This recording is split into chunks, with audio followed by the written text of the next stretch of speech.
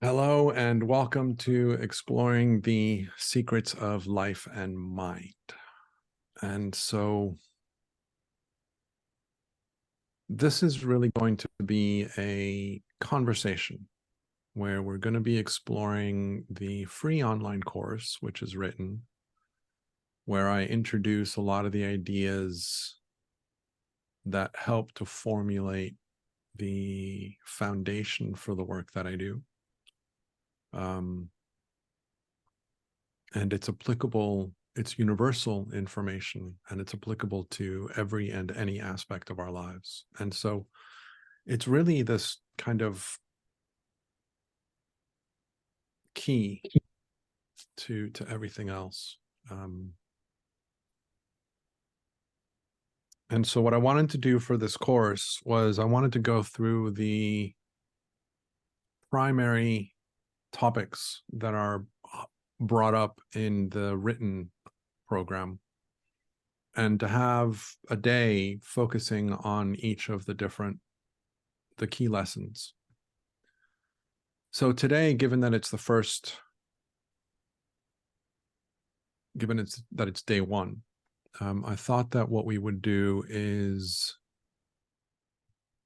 kind of talk about the introduction and talk about how to get the most out of this program, how to get the most out of this experience. So I don't necessarily want to repeat things that are already written, but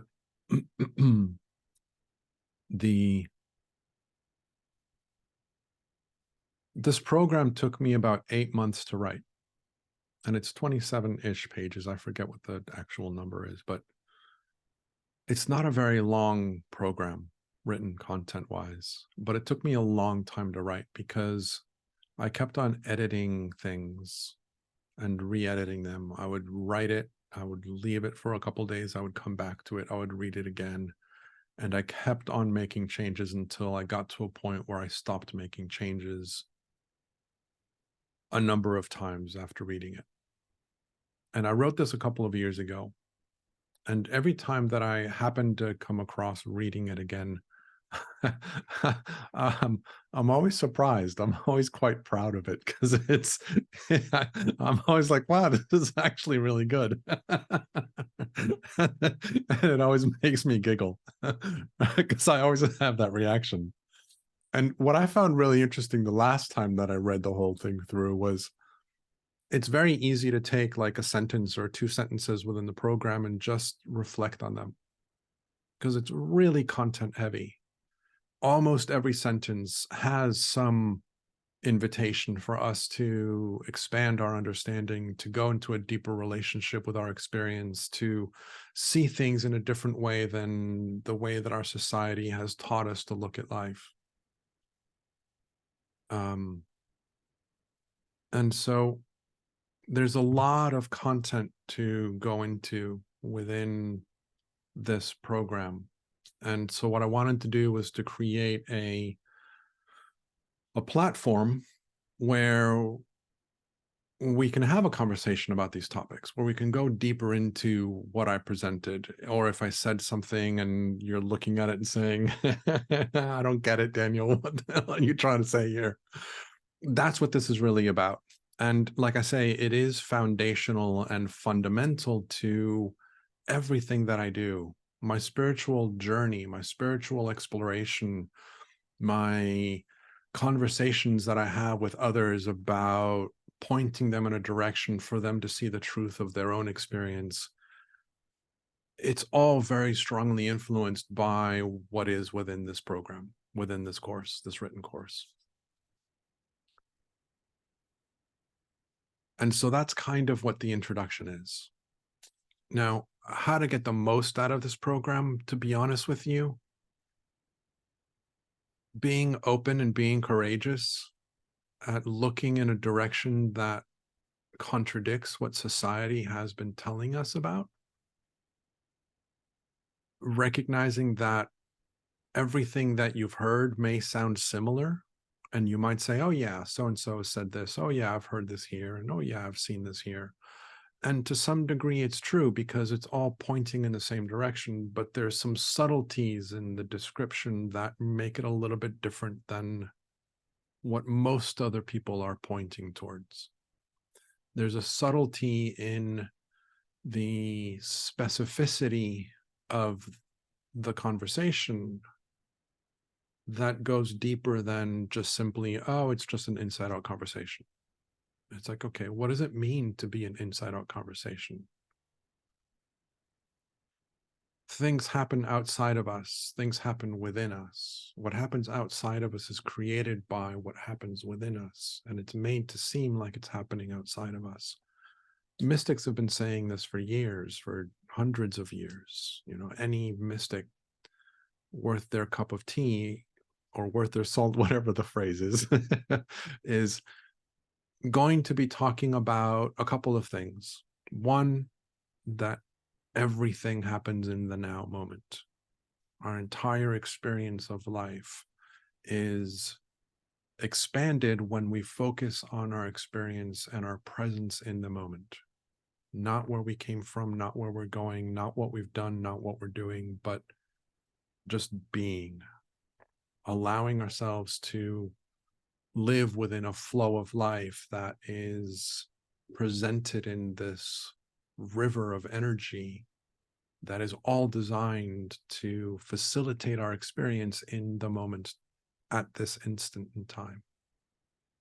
And so being open to looking at things and as much as possible disregarding what you believe you already know, what you believe you already think you know, and just being open to hearing something new.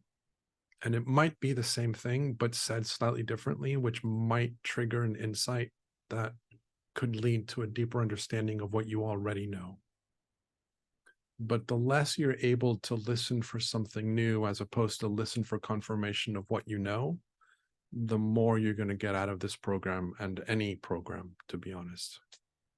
That's kind of fundamental to learning, is going in with this invitation to listen, not for what you already know, but listen for something that enhances your experience, that changes your foundation for what you are using to interact with life. The program is going to be a bit repetitive because, you know, everything feeds on itself. And so there are things that I'm going to talk about, which I'm going to reiterate later on in the program, though it's designed to be kind of a stepping process. Some of the conversation and the content is applicable across the entire conversation. So that's kind of my introduction. And that's kind of what I wanted to say about how to get the most out of this program. This day one of the course and of the program is really kind of an opportunity for us to start to point ourselves in a direction. And so what direction is that? Well, if we look at lesson one, for example, I'm inviting us to consider the possibility that our experience of life is not how it appears. And I use and we'll go into more detail of this next week in our next conversation, where we're going to be focusing on lesson one. But the invitation is for us to recognize that there is a different way of life that is affecting our experience of life. And when we misunderstand that, we end up innocently creating challenges in our experience. We innocently create difficulties and suffering and problems where, at a different level of understanding, those don't exist. And that's part of what this whole program is about, is to help you understand, how does the system of life work? And this is a very superficial introduction to that. We're not going to go into a lot of detail into it, but the content that we're going to be going into is infinite. There's no depth to it. And so, though we're just going to be kind of like talking about the superficial descriptions of these things, there is no end to the depth of where one can take this conversation. So hopefully this is helpful. Hopefully this gives you a good kind of background as to what this program is about and what my intention is. And so, though, again, like I said, I don't want to necessarily repeat the things that are already written.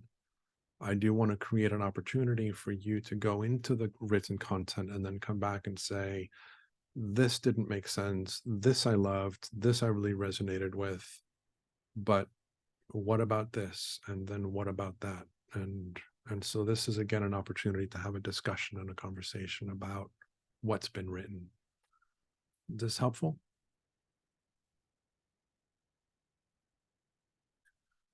So having said that, do you have any questions? Anything that you want to bring up? No, I found the very first lesson actually enlightening, because when I was taking classes back in the day, one of my classes was illusions, and I didn't understand what that meant. I really didn't. And I mean, if I had read this before, this chapter 1, I would have understand, but there was no explanation as to what illusion meant. And Yeah. it was, things are not, what they seem to be, period. But there was no depth to it.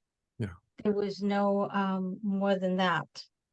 So it's enlightening to see that this little chapter explains, what it is, What the illusion is? what the illusion The is. fact that you're living a dream? Yes, the fact that I'm living something that I have created. Yeah. The fact that things affect me because of the way I perceive them, not because of the way they are as I Yeah. see them, right? They're outside of me. I'm looking at, oh, she made me angry. Did she really? Did she really make me angry? Yeah. In one of your chapters, you mentioned being angry with your girlfriend, and that was the perfect example. And that's the big, it's so subtle yet so big. It is. It really Makes is. such difference. There is a tremendous amount of benefit that comes with recognizing the subtle differences in the conversation. Yeah. Because anybody can say, oh, yeah, I see that. But when you see it, there's a very different reaction. You're like, oh my God, I see it, is a very different reaction to, oh yeah, I see that. And when you start to notice the subtlety in what we're pointing towards, you have these, it invites these big kind of aha moments where it's like, oh, that's what they were talking about. That's what Rilke has been talking about in his poems. It's like, so when I started looking in this direction and I started seeing spiritual poetry or spiritual writings from other teachers, I remember I read an article written by Deepak Chopra. And as I was reading it, I was saying, oh, I understand this very differently than I would have had I read it a month ago. It was a different level of understanding that I could relate to, that I didn't have as a reference before I started looking in this direction. And what's really interesting is that the direction presented by Sydney Banks, the description of existence as presented by Sydney Banks, is mirrored in a lot of spiritual teachings. And there's a lot of channels that I listen to today that are saying things that support and align with Sydney Banks's description. Now, there's some that don't, but a lot of them do. Give me 1 second.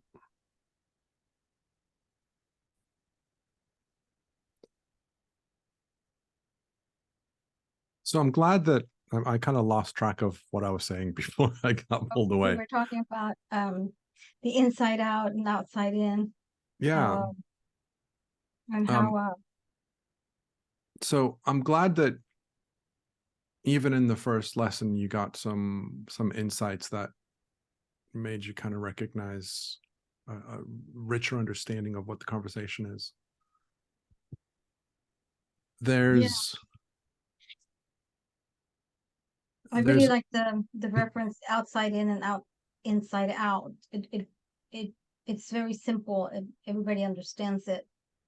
Yeah. And a couple of things that you mentioned here. What are you responding to when you have an emotional response? And where do you feel your experience is coming from?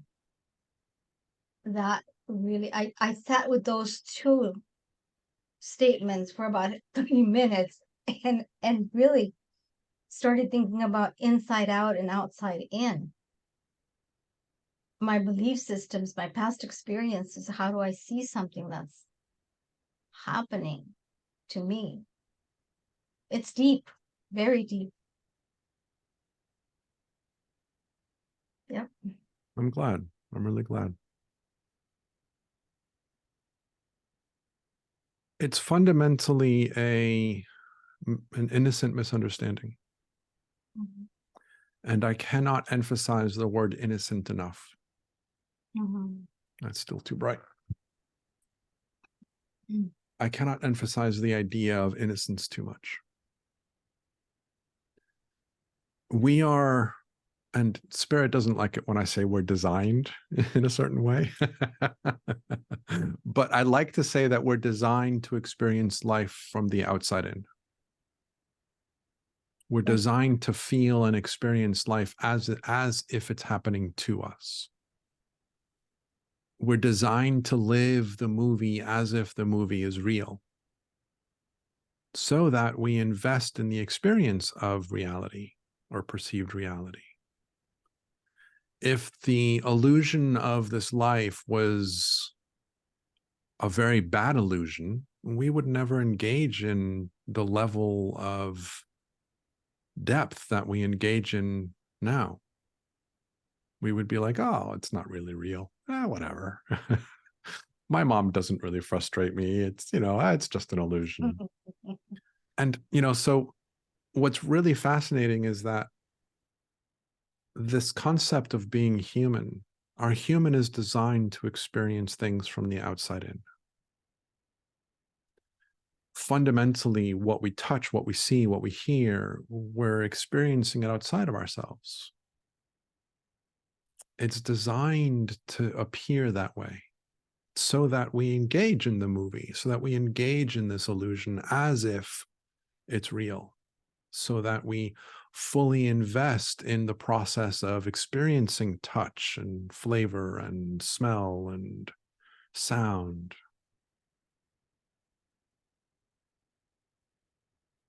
And what's really powerful is that when we start to see the inside out nature of our experience, then it changes our relationship to mostly our challenges, because we don't really pay attention to our highs very much.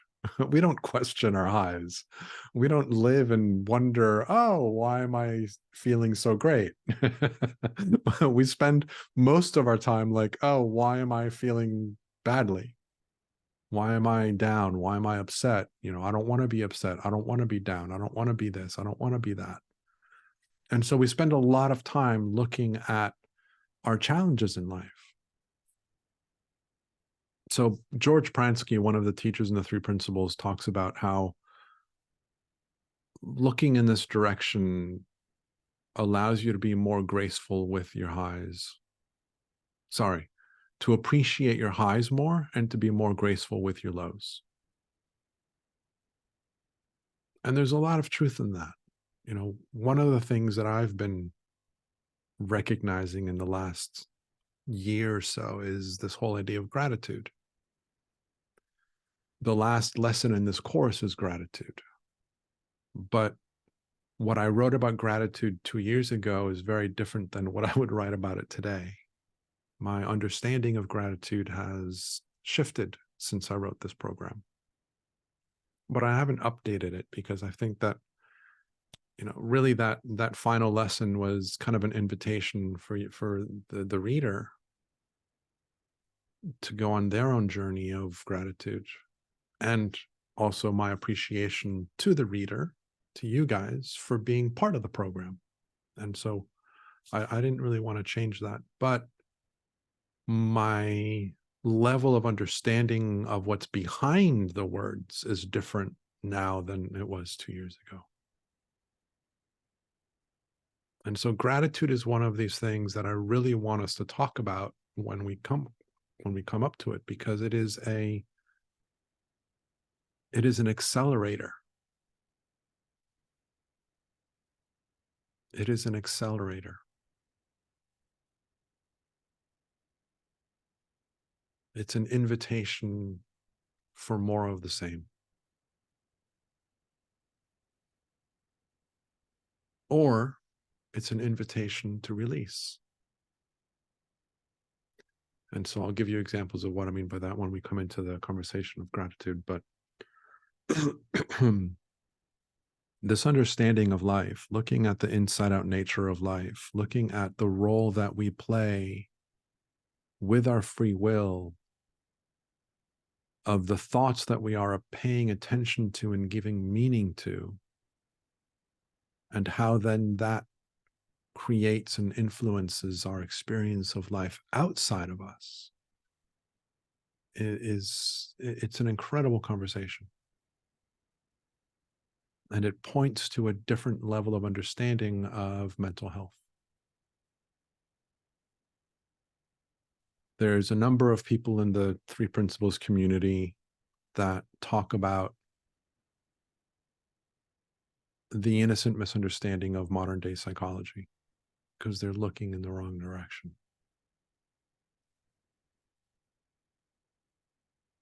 Most people in the psychological world are looking at the behavior, and then they're looking to change the behavior or alter the behavior or prevent the behavior. What the Three Principles points us towards is what happens before the behavior. What are the elements that are at play that make that behavior possible? So the content of our thinking is not where we are paying attention to when we look in this direction. What we're paying attention to mostly is the fact that we think, and how that thought then is converted into behavior or into a form. And so it's not to say that our behaviors are insignificant, but it's kind of looking at a different level of the conversation. And the way that I was describing it to a friend of mine a number of years ago is, a friend of mine is a PhD in psychology. She's a psychology professor, college level, university level. And I was at a party with her once, and somebody asked her about her interest in psychology. And she said, I love it because it's really complex. There's no end to the complexity of psychology. And I sat with that.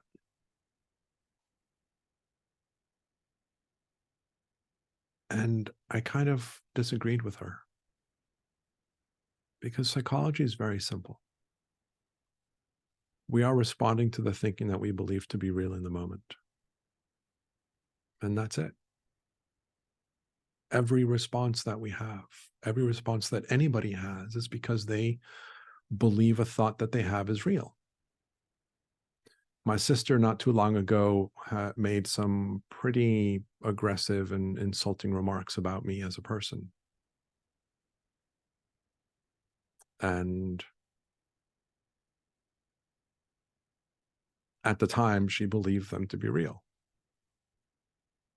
And because she had created a story of what I could possibly do, and instead of thinking that this is what I could possibly do, she thought this is what he's going to do, which is so far out of my character that it's like, how can you even think that I would do something like that? But nonetheless, she got it in her head that this is what I was doing, that I was doing something hurtful of someone else, or dishonest towards someone else. And so she reacted to that idea that she created in her head about what I was doing and what I was going to do. And it's the farthest thing from who I am as a person to even consider that I would purposely mislead somebody and take advantage of them. But that was her thought that she believed to be real. I am going to mislead someone and take advantage of them and screw them out of their money. Farthest thing from who I am. But nonetheless, and we all do it. And it's so innocent. And this is what I think it's lesson 6. I forget what lesson it is that we talk about forgiveness. This idea of forgiveness. What I realized about forgiveness was the moment that I realized that nothing needed to be forgiven. And I got there through this idea of recognizing the innocence of how we do what we do. And my own innocence in doing the things that I do that are not my preference, that are not the things that I would, consciously choose. But yet I respond in a certain way, or I react in a certain way because I get innocently caught up in some story that I'm believing to be real in the moment. And then I respond with aggression or with frustration or with impatience or with whatever. And then it passes. And so we all do this. And the person that is struggling with bipolar disorder is having thoughts in their head that they're believing to be real and responding to them. That's all they're doing. Now, if they knew that that's all they were doing, and they got to a point of seeing the truth of that, then they wouldn't need to live in a lot of medication, or to live in fear, or to live in anxiety of the next episode that might come up. The schizophrenics, the ones that are seeing visions, they're having thoughts that they're believing to be real. And these people tend to have an incredible gift of imagination that's stronger than the rest of us. And so they fall into this gift of imagination full out. And then the line between imagination and reality gets a little bit blurred, and they really struggle with that distinction. When we start looking at the possibility that everything is an illusion and everything is made up, we're all schizophrenic. It's just at what level. Most of us are able to distinguish between an idea of reality versus an idea of imagination. And for those of us that are really gifted in that area, it's difficult to separate the two. And that's all it is. And so we start to shift our perception of others. We start to shift our perception of mental health. And we start to see when Sydney Banks says that we are all living in perfect mental health, we just don't realize it. We start to see the truth behind that. Because when I get upset, I'm not in my mental health. I'm in my upset. I'm engaging in the story that I'm creating about whatever I'm creating. And I have innocently forgotten or stepped away from my innate well-being. Or I create ideas of lack and limitation And then I believe them. And because I believe them and give meaning to them, those ideas of lack and limitation then influence and create different decisions in my life.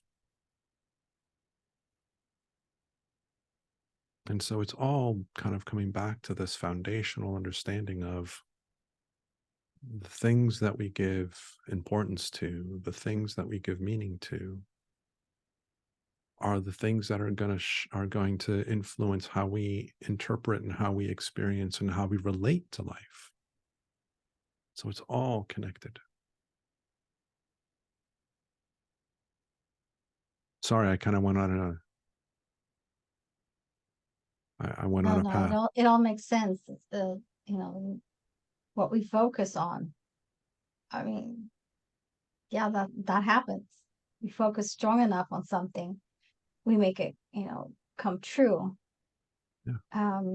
But I really like the thought of all of us being in the having mental health. Yeah. And we all do. Yeah. So another teacher in the principles, Bill Pettit, who's a psychiatrist. The last conversation or the last program that I took with him, which was granted a while ago, but what he was introducing into a conversation is that the behaviors that we exhibit, which are then termed mental illness, is nothing more than our inner wisdom trying to get our attention. And we ignore it. And so it gets bigger. And we ignore it. And so it gets bigger. And we ignore it enough, eventually it gets big enough where it starts to impede on our ability to function in life in a socially standard sort of way. Because our inner wisdom is pointing us in a direction that we're not paying attention to. And we've never been taught to understand how we use our thinking and our thought to create our experience. And we don't understand, we've never been taught how our inner wisdom utilizes this to try and get our attention. And so somebody that has, for example, insomnia is the individual's inner wisdom that's trying to get their attention of self-care in some way, shape, or form. There's a story that I heard of a woman who was bipolar, and she had an episode where she lost her memory of things. But the last thing she remembered was having the thought that she needed to kill her child because the child was going to harm her. And so she went into a manic episode where basically her inner wisdom said, that's not going to happen. And so the inner wisdom literally kind of took over and prevented her from killing her own child by putting her into a manic episode where she lost control of her mind and she lost her senses, and she ended up acting out in very, in different ways. And it took her, I think, like 2 or 3 days to get out of it. And then afterwards, she was like, well, the last thing I remember was thinking I need to kill my child. And the child was still alive and she was alive. And so we start looking at these examples and we start seeing that it's really the inner wisdom that's kind of coming to the surface and saying, okay, you're ignoring me so much. I need to take control. I need to step in. I need to do something different. And so it starts to shift our perspective on mental illness. It starts to shift our perspective on when other people say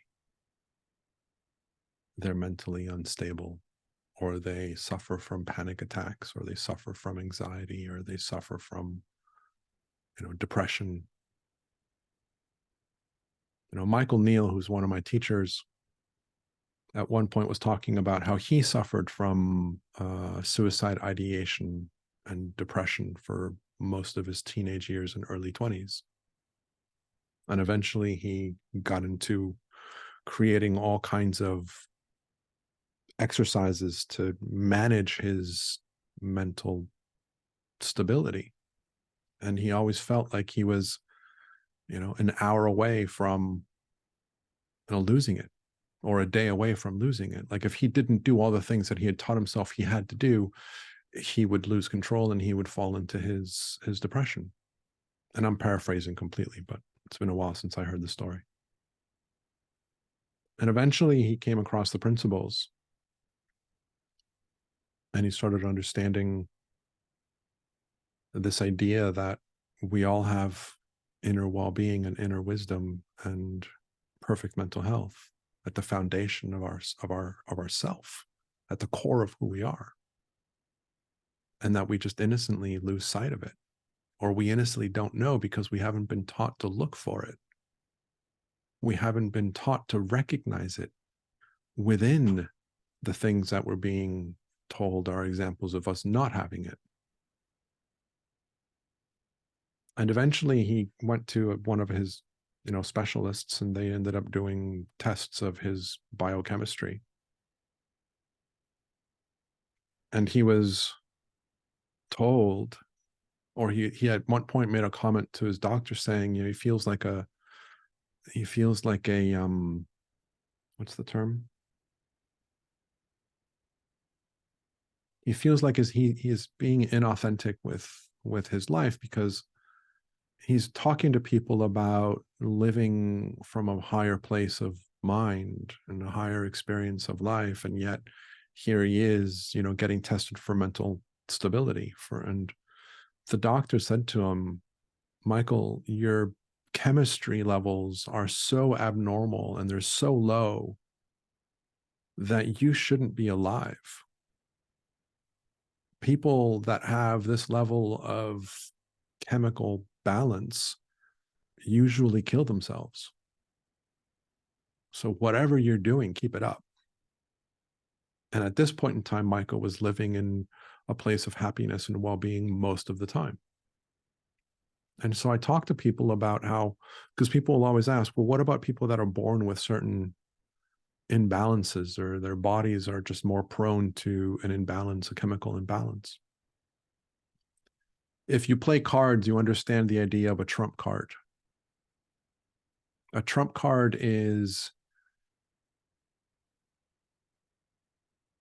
of the four suits, one of the suits is designated as a trump suit, which means that it's the strongest suit. So if you put hearts, and the trump is club, and you put the ace of hearts, I can put the two of clubs and it will beat the ace of hearts, because the trump is clubs. So even the smallest club is stronger than any other suit. So the biggest trump card is the ace of clubs in this case.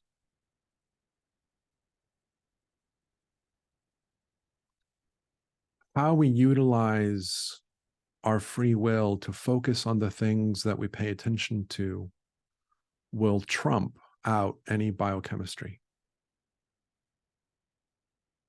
Because what we focus on and what we choose to use our free will to pay attention to and give meaning to is what ultimately creates and regulates our biochemistry.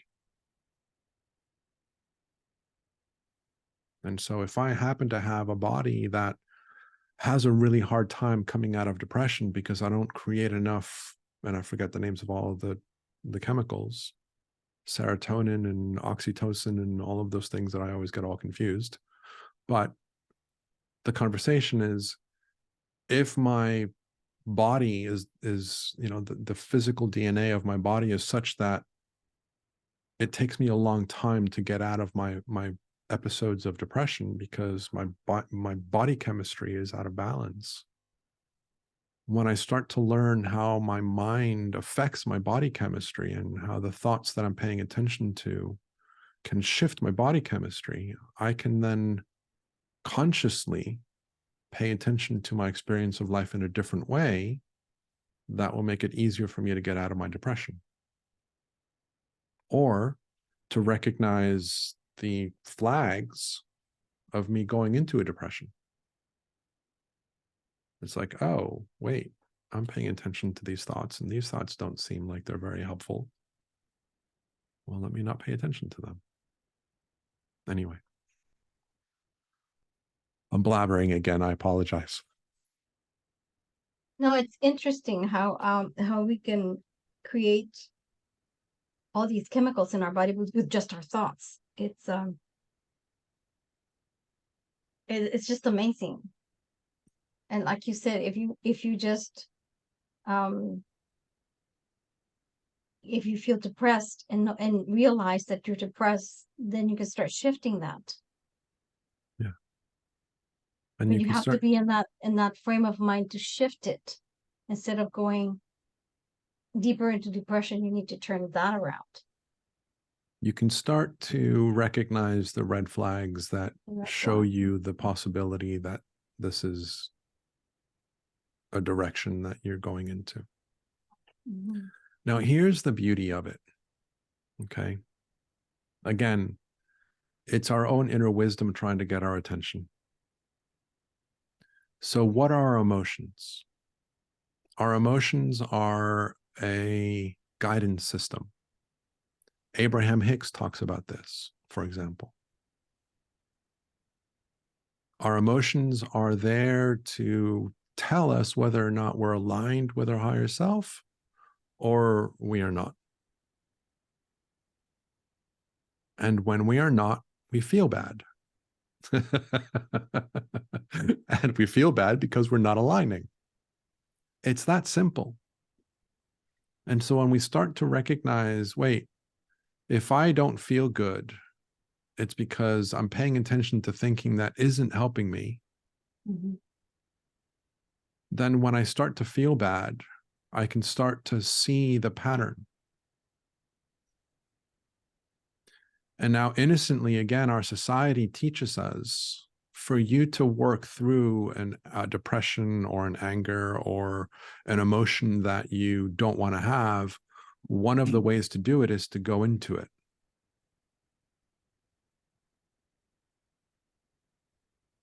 And it's very different when I will say something like, one of the ways to work with our emotions is to appreciate them and to be okay with them as they are. Very different than to focus on, well, really go into being angry and feel the anger and be the anger and allow the anger and, do this and do this and do this. Sydney Banks talks about how if somebody burnt their hand in a fire and they pull their hand out and their hand is still burning and still hurting them, and somebody says, oh, the best way to get rid of that's put it back in the fire, you'd be like, that's ridiculous. That's not going to help.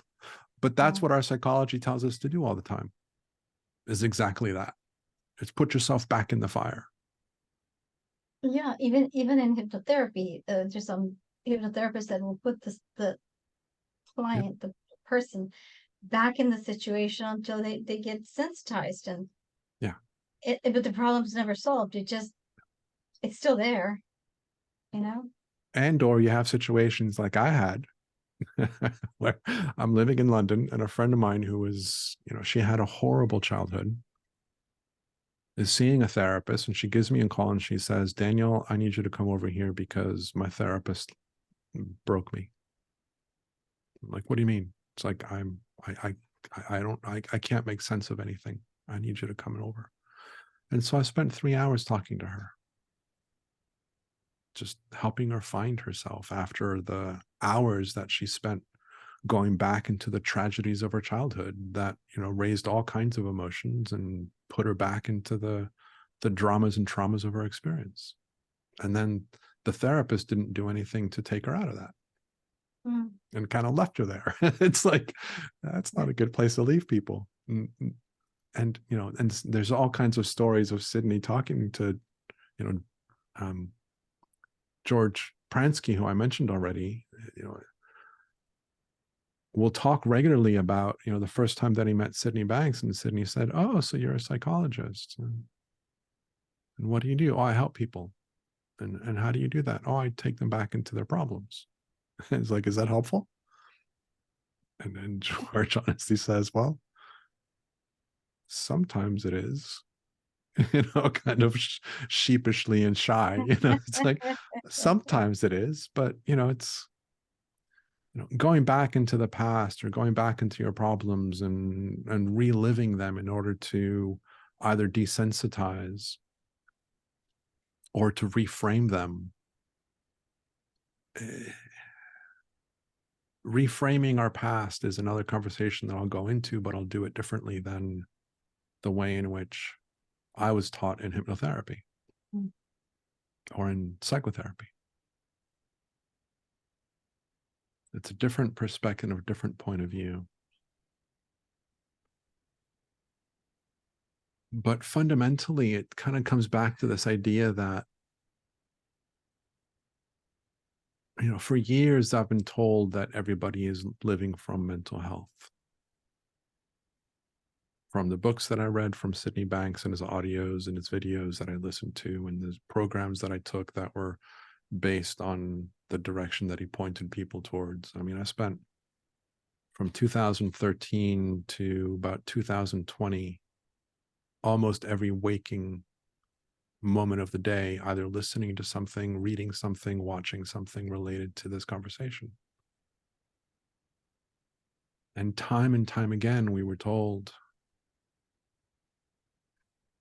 when you recognize that the person is already whole, it's a very different conversation than when you think they're broken. Yeah. And intellectually, I understood that. And if you listen to, I think, season 4 or season 5 of the virtual summit, you can hear me have a conversation with somebody where I genuinely recognized that I had already gotten to the point where I saw people as whole, and I hadn't recognized it until that conversation. And so I'm very fortunate that now I'm in a place where anybody that I talk to and anybody that I work with, I know that they're already whole. I know that they're not broken. And it's an absolute knowing. And that absolute knowing has a huge impact on their space that they're coming from with regards to having a conversation with me. Yeah. And this conversation that I introduce in this program is the introduction to this, because this is a consolidation of the things that I was learning. Mm-hmm.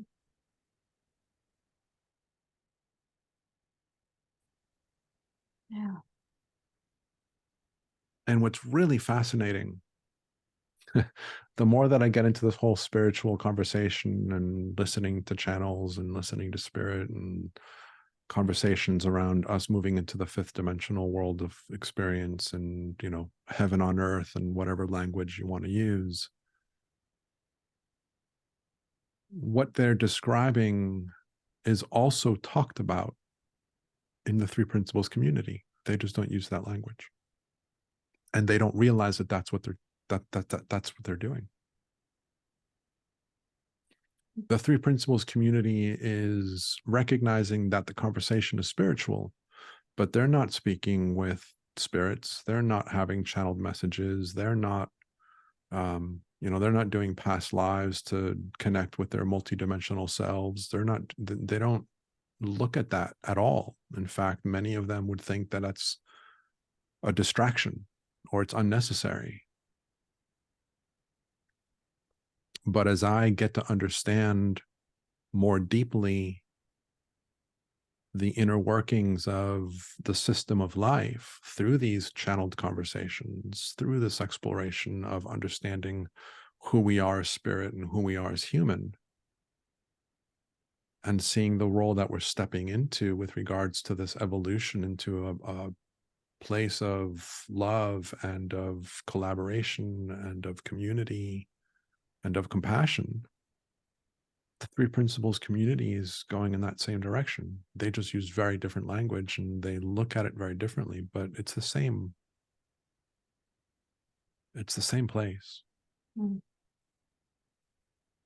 Now, I happen to, with the last course that we did together, when I started questioning how do I know what I know and how do I do what I do, I started realizing that one of my drivers is to better understand what's behind it. And so if you look at my past, I started with psychotherapy and then I did hypnotherapy and then I did NLP. And everything taught me to go deeper into, okay, what's happening behind here? Language patterns from psychotherapy. Very effective psychotherapists are good at using language patterns, which are taught in hypnotherapy and taught in NLP. Now, people that are very adept at hypnotherapy and are using language patterns are also working very closely with the unconscious, which is what New Code NLP did for me. When I got a deeper understanding and appreciation of what it meant to work with the unconscious. And then I had all kinds of questions that my teachers at that level weren't able to answer for me at a level that I felt was sufficient. And so I found the three principles that answered all of my questions that I had about psychotherapy and NLP and language patterns that no one else was able to answer at that level. Mm-hmm. And I was invested in that community for a long time. And then what did I do? I then went to the spiritual world and spiritual development, where I'm looking at what are the three principles pointing to? What's behind the scenes of the three principles that extends beyond what the three principles community is interested in looking at?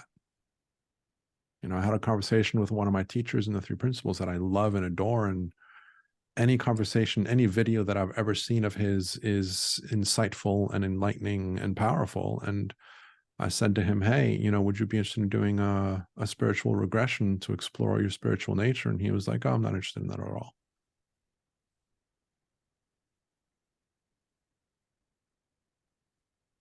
And I was a little disappointed, because it would help him understand what he is pointing at in his conversations at a deeper level. But he's not willing to look in that direction because it doesn't align with him, or he believes that it doesn't align with him because that's all mumbo jumbo. It's woo woo. Wow. And so my journey has been, now I'm looking at and playing and looking at the three principles and saying, there's more to this conversation that the three principles community isn't looking at.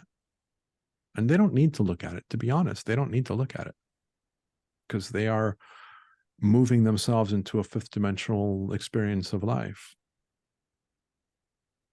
And they are connecting with the wisdom of life. They are listening for messages from the intelligence of life through their inner wisdom, which I would call channeled messages. And so the language is there. They just use different language. It's the same thing. The three principles community is pointing people to recognize that they are innately well, that they have an infinite abundance of intelligence available to them, because they are the energy of life. How is that any different than any channeled message? Same conversation, just different language. Mm. I'm really interested in the next season. I have Marina Galan, who's going to be a speaker on CSVS, and she comes from a three principles background. She's one of my friends, and I love her. She's amazing. And I'm really curious to see what the conversation is going to lead into, because I am going to bring up this fact that the three principles are channeling. They just don't use that language. I'm not gonna miss that one. And she's going to agree with me, because I know her. She's open enough and she's expansive enough in her own perspective, where she doesn't have these ideas of limitations. But a lot of her conversation still very much three principles based. But The intelligence of life. Listen for the intelligence guiding you. It's a channeled message. Mm-hmm. So it's a fascinating conversation. It's a fascinating exploration. And like I say, the foundation of everything I do can come back to this description of who we are. And the simplicity behind the principles, again, it's so simple that people dismiss it. It's so simple. There's the energy of life, which manifests as your energy of awareness, and it gives you the power to think. And that's all of existence. Literally, all of existence can be summarized into that sentence. I found it fascinating reading the Michael Newton books. When in Destiny of Souls, his second book, he's talking about the classes that we take as an example of one of the chapters. And the individual that he's interviewing in his session is talking about the creation of material, the creation of beings. And he talks about how they are learning to create life forms, and they start with single-celled life forms, and then they move their way up into more complex life forms. But it's a creation of forms. And what do they say? They learn how to manipulate their thinking to create form. They learn how to manipulate their energy of thought to create form. And so when Sydney says that everything comes from thought, he's not kidding. It's just, again, it's taking it at this other multidimensional conversation where these principles still apply. Your spiritual self has a personality and can feel emotions and can feel sensations. Your spiritual personality could not feel them if it didn't have awareness, and if it didn't have the power of thought, and if it didn't have the energy of life. And so the three principles are applicable across every aspect of existence, every aspect of existence, at every level. It doesn't matter how high you go or how low you go or how side you go or how, it doesn't matter where you take the conversation. When you start to see the truth of what they're pointing at, they're applicable in any dimension. And it's just amazing. And so that's why I talk about them as being a description of existence itself. Mm-hmm. Many people in the community will talk about how it's a description of our human experience. And I even disappointingly have even seen Sydney talk about how the three principles describe our human experience. And it does. But our human experience is a subset of experience itself. And so, of course, it describes our human experience because we are a subset of experience itself. But the three principles describe your animals. Your animal companions are getting caught up in thinking that they believe to be real and then having the reaction that they're having. My sister's dogs that go into separation anxiety are getting caught up in thinking that they believe to be real and are responding to it. The elephants that mourn their calves and when they pass away. The animals that exhibit family and friendship and joy and excitement and playfulness are all going through the exact same process. They have thoughts that they believe to be real, that they're paying attention to, that they're giving meaning to, and then they're responding to it accordingly. Every being on this planet and any other planet that you can think of is going through the exact same process. And so the three principles isn't just about the human condition or the human experience. Though, of course, it does describe our human experience, which is the reason that this course is labeled a description of the system and of mind. Mm-hmm. Because when we understand how our mind works, we can have a different relationship with life. But the bigger conversation is that the reason that our mind works the way that it does is because we're part of a bigger system that has these elements as a foundational description. Mm-hmm. And where people get caught up is in thought, because they get caught up in the idea of personal thinking. And there's many people that will say it's our thinking that has created all of the problems and challenges in our society. We need to come from a place of emotion, not from thought. And so then they belittle thought, or they villainize thought. And they're not recognizing that that's a different level of thought than what we're talking about. Mm-hmm. What they're referring to is the personal thinking that people pay attention to and innocently create meaning behind it and then respond accordingly. Mm-hmm. When we're talking about thought, we're speaking about the power of thought, the capacity of thought, the energy that makes it possible to think, and then how that ability to think then creates whatever you want to create. Have Yeah, it be a problem or have it be a solution. yeah, yeah. The problem is we don't think about our thinking. We just think. We're not Right. watching our thinking. And Um, and so I try and describe it in the course as a distinction between thought and thinking, yeah. where I try and introduce the idea that thought with a capital T is the power of thought that makes thought possible. And then what we do is we get thoughts that come to us unconsciously that we have no control over. But then we choose to have thinking about those thoughts. And then that's what we either go in one direction or another. And so thought has all of these multiple layers that are all part of the same energy and part of the same process.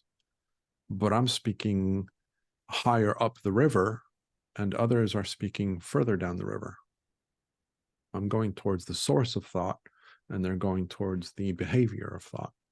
Mm-hmm. And so that's the tricky one for people to understand, is to separate their understanding of thought. What is thought? What is thinking? What's the role that they have within this process? And how does it differentiate from the power of thought? And all of those things gets really complicated because it's all one word. Whereas awareness, either you're aware or you're not. Yeah. Now, awareness has another layer of depth that can get confusing. And I know some people that teach the principles that don't even go there. But consciousness also has a layer that can get a bit complicated, which is there are different levels of consciousness. And at different levels of consciousness, you react differently to the quality of your thinking. And so, how you respond to the thinking that you believe to be real in the moment is going to be dependent on your level of consciousness in that moment. And introducing the idea of levels of consciousness can open up a rabbit hole. But I think that it's a good conversation to have as well, because it's important to understand the role that that plays. But like I say, I know people that just avoid that altogether because it complicates it. And now Sydney has said, the further you move away from the basic description of the principles, the more complicated it becomes and the less connected to the truth it is. So there is one principle, which is the energy of life. That's it. And now Sydney, it came to him to describe the energy of life in three ways. the manifestation of the energy as the energy itself, as the energy of awareness, and as the energy of thought, as a way of describing it to help understand it a little bit better. And then if you go into understanding thought, then you're going further away and you're complicating it and it's moving away from the truth. And if you go into the description of consciousness, same thing. And so again, it's just this reminder of going back to the simplicity of it. When things start to feel really complicated, go back to the simplicity of it.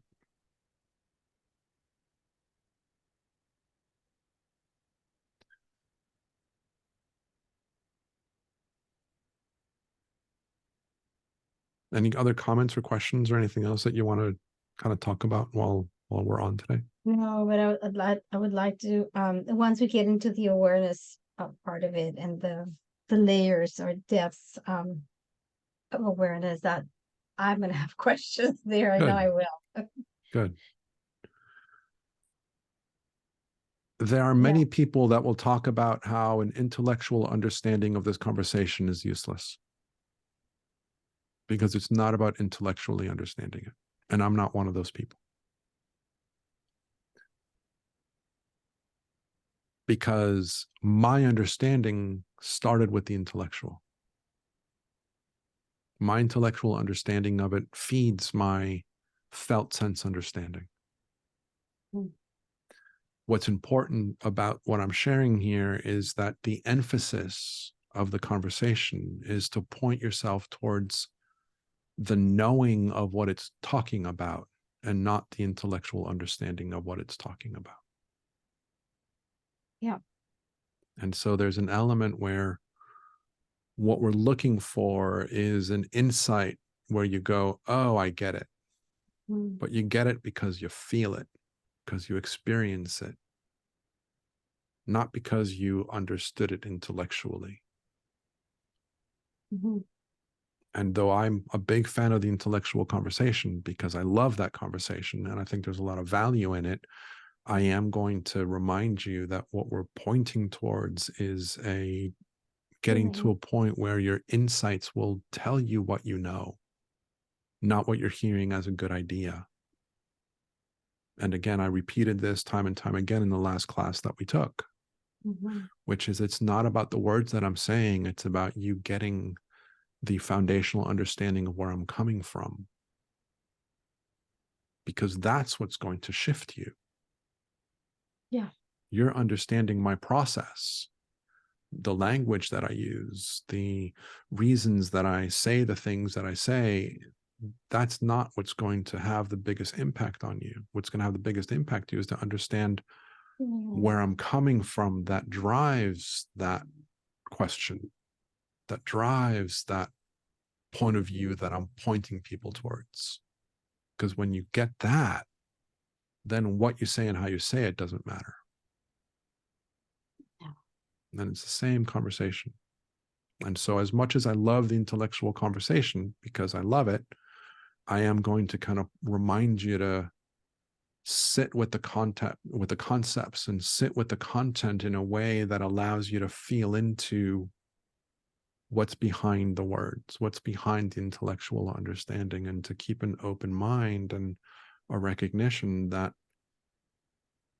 this is going to shift something in your experience, and you're going to get insights that will point you to see things in ways that are deeper and more profound than you ever thought possible. Yeah. And those insights is where your knowing is going to come from. And so the intellect is helpful, but the intellect can also distract you because you can get lost in the intellect. Believe me, I'm well aware of that. I know that one very well. It's very easy to get caught up in, I need to understand this intellectually, and I need to understand this intellectually, and what does that mean here, and what does this mean here, and what does this mean here? And what really makes the difference in the conversation isn't the intellectual understanding, but the felt sense. Yeah, that's when things click. Yes. You say, oh yeah, I get it. Or And I if you see it, or yeah. Exactly. And if you pay too much attention to the intellect, you can lose the clicks because you're distracted by the intellect. And as much as I love the intellect, there is a balance that needs to Yeah. play in this, where the intellect is very powerful and very useful and very helpful, and I do not belittle it in any way, but it can also trap us into losing sight of a deeper understanding that's then going to help our intellect go to the next level. I get it. I totally get it. Yeah, it's like this lesson. When I paused and just looked at all those two sentences for about 30 minutes, um, I was just reading it. I was feeling it and going into an experience just with two sentences. Yeah. Oh yeah, I get it. Yeah. Yeah. The outside in, the inside out. It was two words that took me in, deeply in. Um, so yeah, that's when things click for me. Yeah. Michael Neal's first book in this space is called The Inside Out Revolution.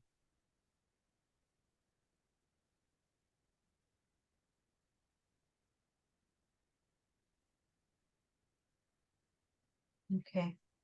So Inside Out. Michael Neal, when I first started listening to him, talked about how we experience the feelings of our thinking, not the feelings of our world. Yeah. And I quickly started saying we experience the feelings of our thinking, not the feelings of our circumstances or our environment, because I felt that the world wasn't tangible enough for people to understand what I was talking about. And then about a Yeah. year Well, later, Michael Neal also changed his language to talk about circumstances. Though he saw it and probably sees it a lot deeper than I do, it took him a while to shift his language away from that. But it's saying the same thing. It's, we're experiencing the feelings that are created from our thoughts, not the feelings that we perceive are created from the world. mm-hmm. Our circumstances, our environment, the things that happen to us. Yeah. So hopefully helpful, hopefully useful. Yes. Yes, I will revisit the recording. There's a lot of information, deep information in this class, so I'll wait for the recording and take deeper notes. Excellent. Again,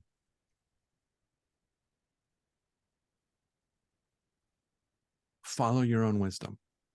Mhm. Follow your own wisdom. And a lot of people will say that taking notes distracts you from actually learning what's being said. That one took me a long time to let go of. I don't take notes when I take classes anymore. Mhm. Because when I found myself, I can't do two things at once. Very bad at it. Yeah, you can't. No, I just very little words, little like bullet point. But then I like to go back and revisit the bullet points and Yeah. listen to what that bullet point means.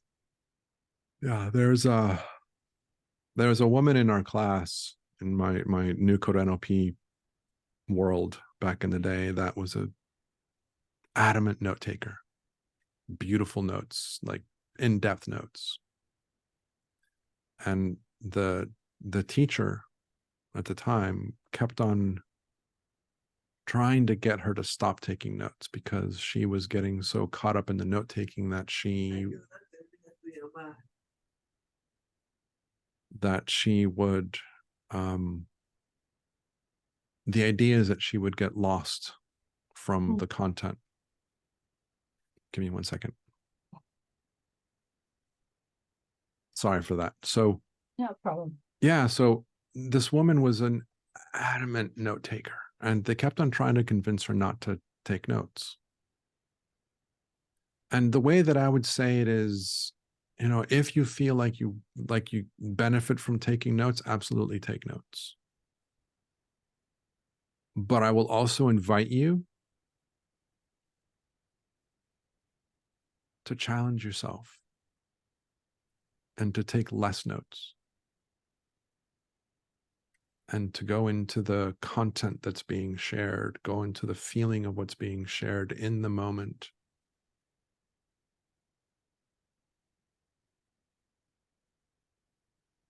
Versus trying to jot something down. Yeah. Oh, I need to write that down because I'm going to forget it. Trust that you won't. Yeah. Trust that you won't. Now, you might not remember the words. This is what my mom always says to me. I'm not going to remember what you said. But what I said doesn't matter. It's where, again, it's the meaning behind the words. What do you want to say? Because what you want to say is what creates the words. So my mom is trying to figure out, how do I respond to your sister with this? And I'm like, oh, I would say this. It's like, oh, I'm not going to remember your words. And I'm like, don't worry about the words. What are you trying to say? What do you want to say?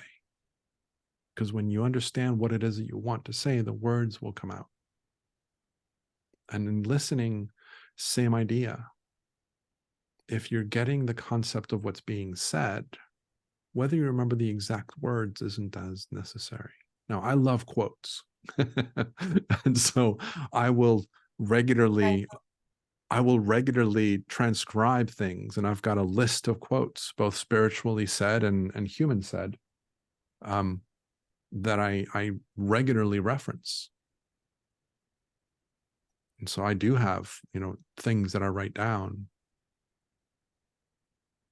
Yeah. But I also noticed that I rarely, if ever went back to my notes from a course. Like, I would write down all these notes and then I would never look at them again. And I was like, well, why am I wasting all my time writing them down? But that's me. That's my process. And, you say that you go back and you revisit them and you look at them again. That's beautiful. And I'm not telling you to do anything differently, but just an invitation to pay attention to what's being said and where it's coming from, and less the exact words. Yeah. In other words, I'm going to listen from my heart. Something like that. Yes. Anyway, so hopefully this has been a good kind of introduction to the program. It was wonderful. I loved it. Thank you. Thank you. Excellent. Thank you. Excellent. So we shall meet again. I know that we have another 30 minutes scheduled on the clock. Do you have anything else that you want to kind of talk about or go into, or do you feel like we're a good place to stop? We're a good place. Yeah, definitely a good place. Okay. And so next week we'll go into lesson 1, and we'll go into the detail of what that is pointing us to, and what else comes up from that conversation. Sounds great. Thank you very much. All right. Absolutely. Thank you. Wonderful evening. See you soon. Okay. Bye-bye. Talk to you later. Bye-bye.